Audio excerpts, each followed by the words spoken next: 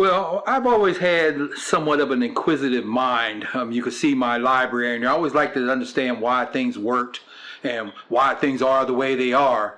As I grew older, instead of just researching general history, I got an interest in African American history. After I went to Lincoln University, one of the oldest black institutions in the United States, and I saw through looking at that history how powerful and how magnificent our history was, and how our forefathers fought, to uplift our communities. So I decided that I had a responsibility and a role to continue that. There's an old saying, African saying, that a people without knowledge of its history is like a tree without roots, destined to die. And what we look at ourselves are people who propagate history as people who water the roots of that tree to ensure that our history and culture never dies. And I take pride in that. Thankfully, I am very proud to say that I see a great impact.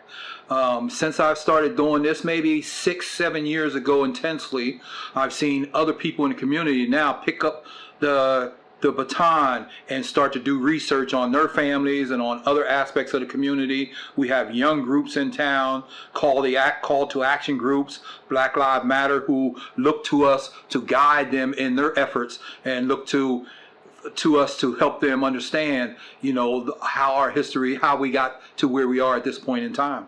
History is able to transmit the values and the traditions and the culture of our folks and all like that. And I think one of the reasons you see so much dysfunction in our community is that people have forgotten some of those high traditions, those high values that our forefathers taught us, and they kept themselves. And also, again, this lesson in history and this effort to teach history is, again, an effort to value and teach those traditions and those values that we've had. Thank God there's a thing out there now called Facebook.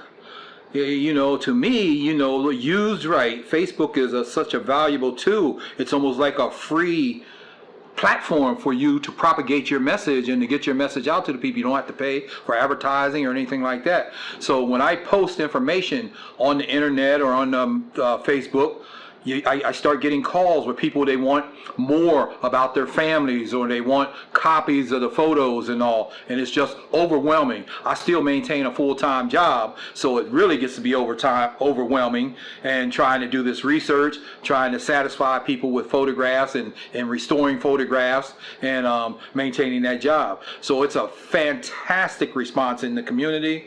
People look to me as a historian. I was really humbled, when people started calling me a historian or African American historian and all. So it was a really humbling thing, to know that people look at me and an organization like that. One of the things of legacy that I think about is how long my grandfather has been here and the contributions. He raised a family of 12 children here in York, and their families grew exponentially here in York. So the Kirklands are one of the larger African American families here in the community. He came to York as a member of a group of over 200 black men back in the early 1921 he came here, and they came to work in many of the factories here, American Chain and Cable, Smith Knott, Cold Steel. No, it wasn't Cold Steel, it was Certain Teed. It was a roofing, a tar paper factory. And they had quite a legacy here in this community. They helped to build organizations, political organizations, social organizations. He came along with those men, and him and my grandmother just built quite a legacy here in York, Pennsylvania. History is like a road map for us. It tells you where you've been, where you are, and where you're to go.